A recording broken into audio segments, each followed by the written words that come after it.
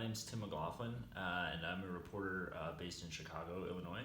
And the story that I did, or the stories that I worked on for the Pulitzer Center, were based in Myanmar, in Yangon, on some reporting around the current situation in the Rohingya crisis.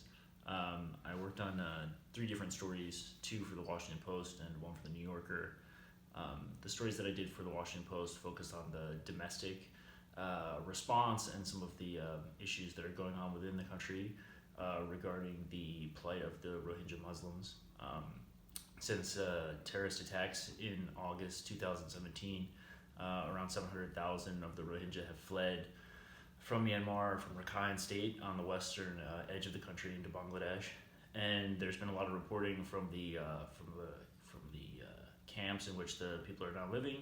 And I wanted to do some reporting inside the country, a little bit about kind of some of the domestic policies that were at play and some of the other issues surrounding the Rohingya crisis, not directly related to the military action.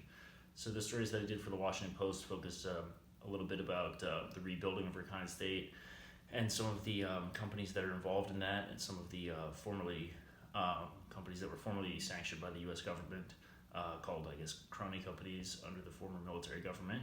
That are now working with Aung San Suu Kyi and her government to rebuild Rakhine, and some of the many issues that face that project. That includes kind of covering up, or accusations of covering up, crimes that have been committed there. If Rohingya will be permitted to freely move when they are returning back to Myanmar, if they'll even return at all, or when that will happen. The second story that I worked on was about a law that's being drafted that would make it more difficult for UN and INGOs to work in Myanmar. There's a lot of concerns around the constraints that they're already facing. I also wanted to report a little bit about a former colleague of mine, Lone, who's a journalist with Reuters. Him and Cha Soo have been in jail now for about 150 days almost, for their reporting on the Rohingya crisis, and a very excellent report and investigation that they did.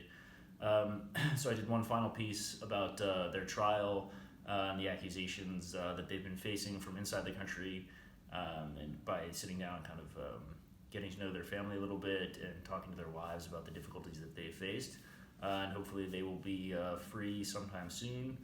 The trial is continuing, even after the story was published, it still goes on. So waiting to see kind of how that wraps up.